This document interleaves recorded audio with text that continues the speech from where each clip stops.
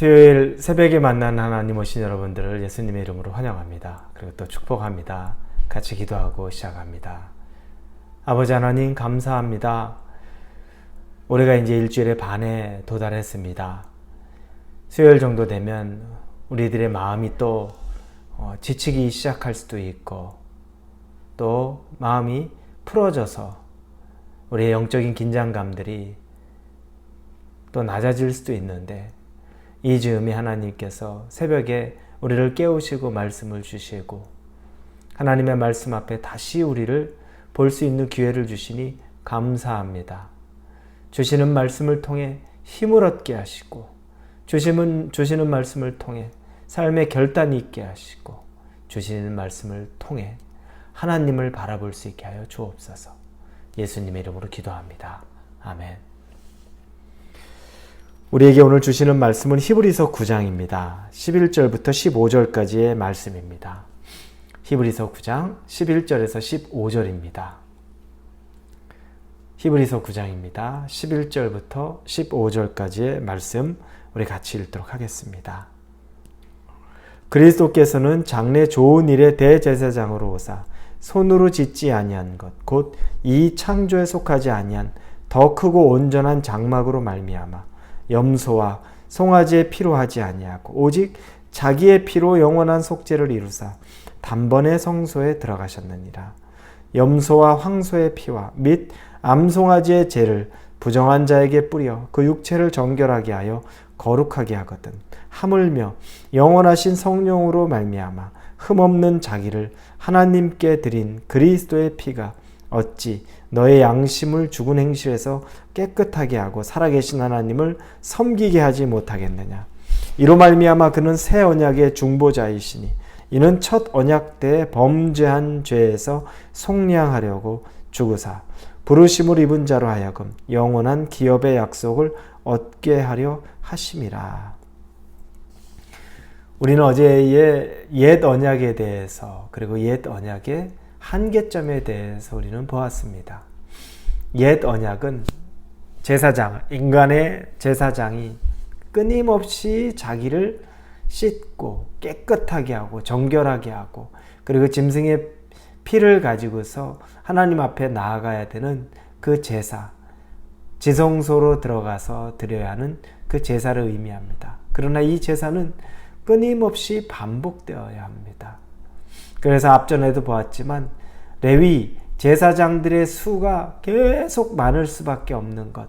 왜냐하면 그들의 생명은 유한하고 이 제사는 끊임없이 드려야 될 수밖에 없기 때문에 그랬다는 것을 압니다. 그렇다고 해서 여러분 끊임없이 드리는 제사라고 이것이 완벽합니까? 우리가 간혹 운동을 예로 들면 운동은 훈련을 동반하죠. 어떨 때는 예전에 스파르타식 훈련이라고 합니다. 스파르타식 훈련이라고 하면 결국에 계속 끝없이 우리의 훈련을 하는 강인한 훈련을 얘기합니다. 대한민국에 예전에 그 유명한 프로 구단의 감독이 있었습니다. 그분은 아주 스파르타식 훈련으로 유명한 분입니다. 만약에 그날 게임을 치면 저녁에 9시, 10시에 끝날 게임인데 11시, 12시까지 구장에 남아서 계속 훈련을 시킵니다. 실수했던 수비수들이 있다면 그걸 몸이 부서져라 계속 훈련을 합니다. 그런 다큐멘터리도 보았습니다. 그러면 그분의 지론은 계속 훈련하면 몸에 밴다라는 겁니다. 그런데 가만히 보니까 훈련을 하는데 나중에는 선수들이 지쳐서 올바른 자세, 좋은 자세가 아니라 그냥 지친 몸으로 넘어지는 것 하고 있는 경우를 보게 됩니다. 그런데 요즘에는 보면 그런 훈련을 많이 하지 않습니다. 그런 훈련도 어느 정도는 필요하지만 임팩트 있는 훈련을 하더라고요. 그래서 자기의 체력이 있을 때 가장 집중할 수 있는 그 시간에 집중적으로 해서 그 훈련 자세가 그 폼이 무너지지 않은 상태에서 집중 훈련을 하는 겁니다. 이와 비슷한 예가 우리가 공부를 합니다. 도서관에서 앉아서 공부를 하든 자기 책상에서 공부를 하든 5시간, 6시간을 앉아있는 사람이 있습니다. 그런데 잡념이 가득해서 공부하는 집중해서 공부하는 시간은 사실은 채 30분도 안 되는 경우가 있죠. 혼자 이것저것 생각도 하고, 그리고 또 여러 가지 유튜브를 보기도 하고, 뉴스를 보기도 하고, 영화를 보기도 하고, 이런 일들을 하느라 5-6시간을 앉았는데도 30분의 분량도 못하는 경우가 있습니다. 그런데 어떤 사람은 1시간을 앉아있는데 그때 모든 걸 다 끊고 집중해서 그 1시간을 자기가 할 걸 끝냅니다. 효율이 누가 높겠습니까? 당연히 1시간만 앉아있는데도 효율이 높습니다. 왜 이 얘기를 제가 말씀을 드리냐면 옛 언약의 제사는 끊임없이 드려야 됩니다. 수없이 많은 짐승을 드려야 되고 정말로 계속 내 몸을 닦아야 하고 이 일이 반복입니다. 그렇다고 해서 그게 완벽할까요? 완벽하지 않죠.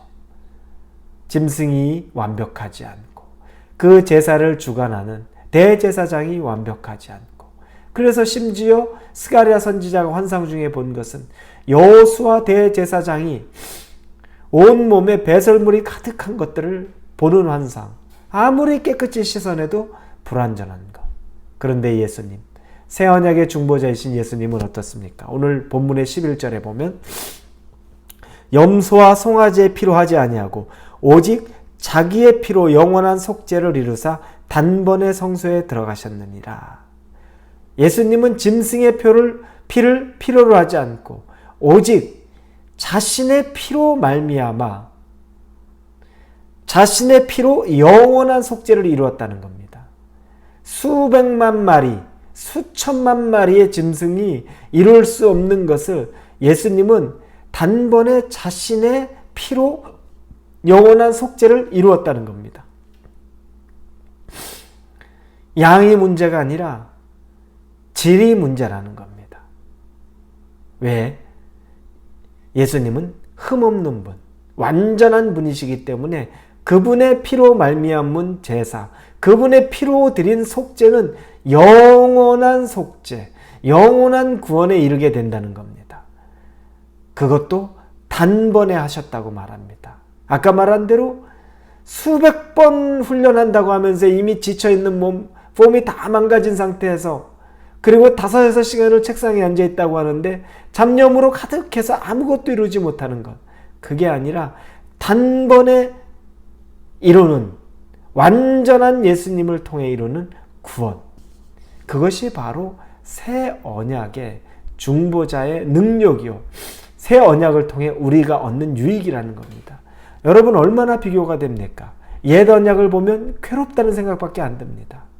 힘들고 괴롭고 늘 노심초사하고 그러나 새 언약, 예수 그리스도로 이루어진 이 새 언약은 완전하고 단번에 이루어졌고 그러면서도 전혀 흠없거나 하자가 없이 구원에 이르게 하는 바로 그 언약이라는 겁니다.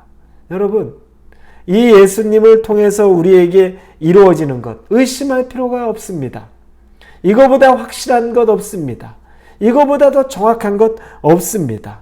완전하신 어린 양의 피로 이루어진 것이기 때문에 예수님의 피로 이루어지신 이 언약의 성취, 구원의 성취, 또 우리와 함께 하시는 그 능력, 이건 우리가 의심할 필요가 없는 분명한 사실이고 확실한 약속이 되는 겁니다. 어떨 때는 내가 구원을 받은 게 맞나? 이렇게 쉽게 구원을 얻을 수 있나? 여러분, 구원은 쉽게 얻을 수 있습니다. 쉽다는 게 그냥 난 마음으로 믿지 않는데 그냥 대충 입으로 믿어서 말하는 구원을 말하는 것이 아니라 내 의지로 내가 뭔가 득도하기 위해서 불교에서 끊임없이 고행하면서 이루어가는 구원이 아니라 예수 그리스도를 진심으로 믿고 그분을 나의 주인으로 받아들일 때 얻어지는 구원. 그러니 얼마나 간단한 구원입니까? 그런데 그거보다 더 확실한 구원은 없다는 거죠. 의심할 필요 없이 이 구원이 우리에게 임한 것입니다. 이건 예수님의 능력 때문입니다. 여러분, 영생의 구원도 이렇게 이루어주시는 분이 우리의 삶의 곳곳에 있는 우리의 부딪히는 이 현실의 문제들에 있어서 예수님이 그것 못 이루시겠습니까? 하나님에 대한 의심이 듭니까? 예수님에 대한 의심이 있습니까? 삶에 대해서 이걸 넘어가지 못하는 것 때문에 여러분 안에 고민이 있습니까? 구원을 주신 하나님이 이것 또한 못해 주시겠습니까? 하고도 남죠. 우리 마음 안에 이 새 언약의 중보자이신 예수님을 통하여서 우리의 삶의 모든 전반에 다시 한번 확신, 예수님으로 말미암으면 모든 것이, 안개가 꼈던 것이 사라지는 것 같은 확실한 그 믿음에 서실 수 있기를 예수님의 이름으로 축원합니다. 기도합니다. 감사합니다. 예수님으로 말미암아 이루어진 확실한 구원과 우리의 삶의 영역에 대해서 감사와 찬양을 드립니다. 흔들림 없는 믿음을 갖기 원합니다. 예수님의 이름으로 기도합니다. 아멘.